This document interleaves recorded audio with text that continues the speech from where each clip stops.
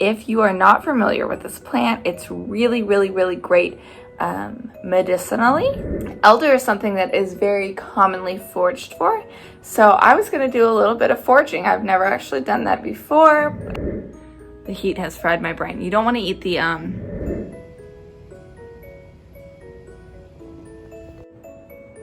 Hi guys, welcome back to my YouTube channel.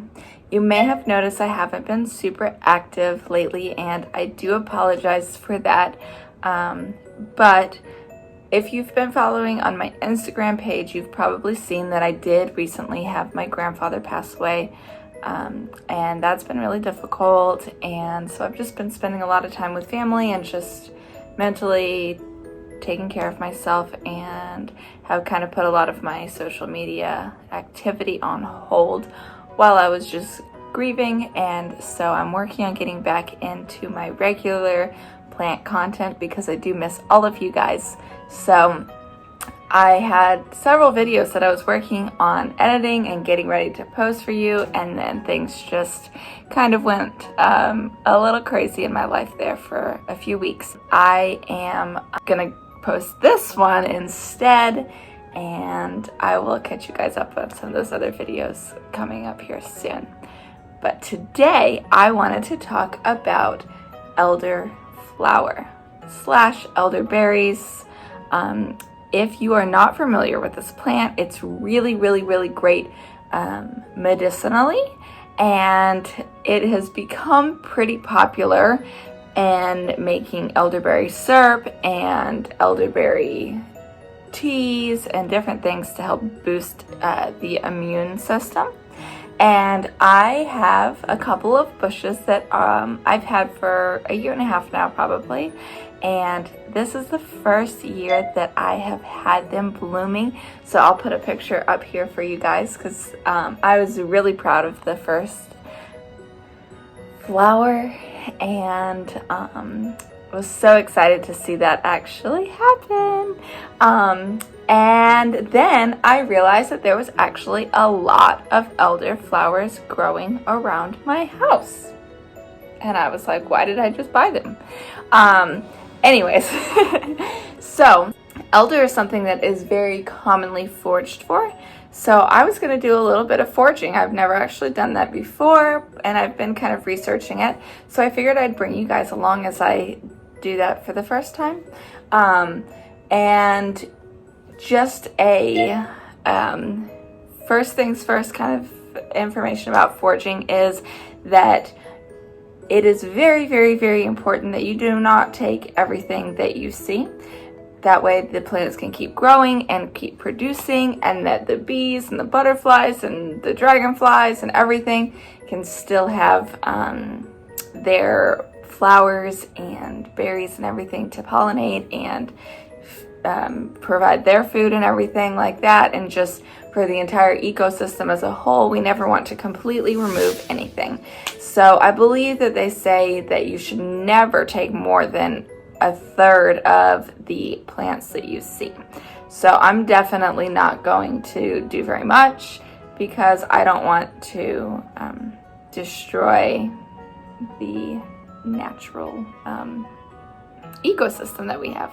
So I am going to go on a little walk here and take you guys with me. But first, give you some references for elder.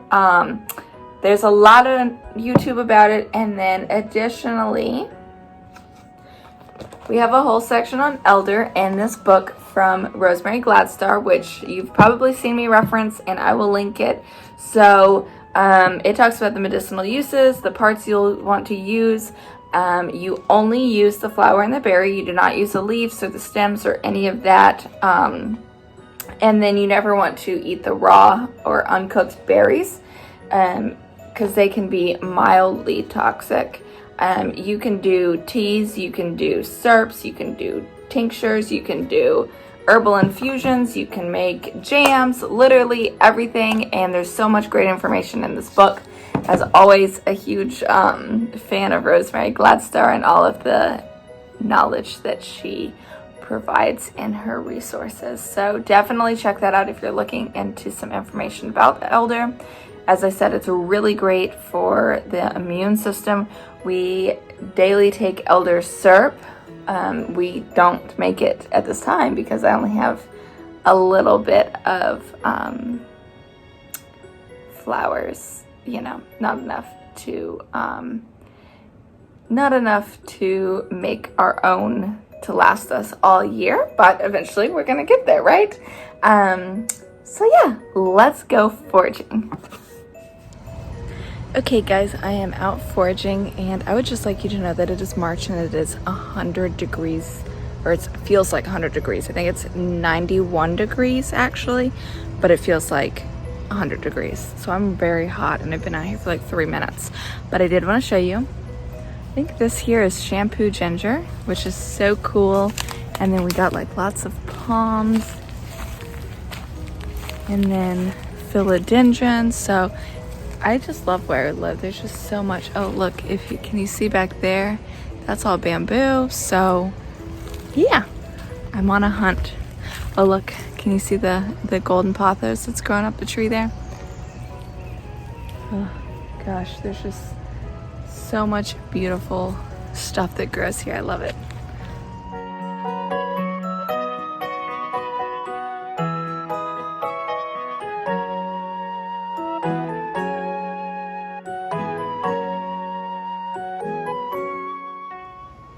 And here we found some wild elder growing. Is it not beautiful?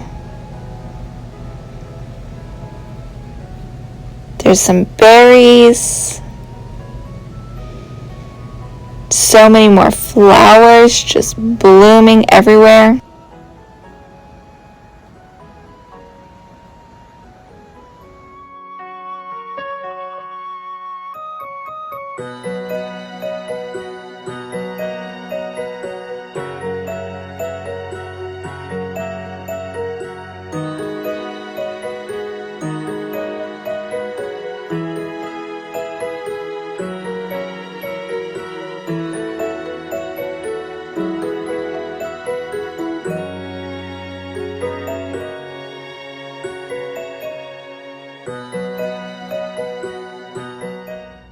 Okay, so my hair got really frizzy because it's so hot out there, guys. I'm like sweating.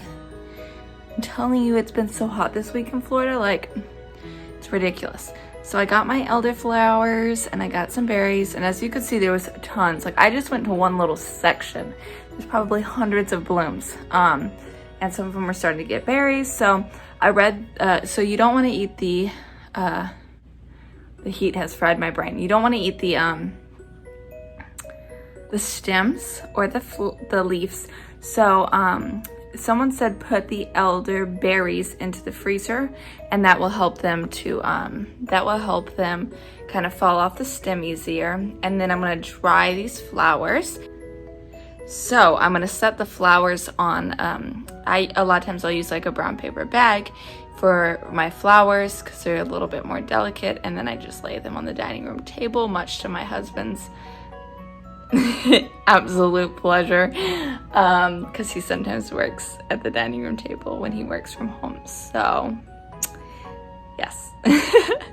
But this was me foraging, and as you can see, my area has a lot of really just like random cool things that grow, which makes it really fun to go walking. And yes, like I said, never take everything that you see, and stay tuned for some future elderberry elderflower videos. Thanks for always being so supportive and joining me on my plant fairy journey. Bye guys.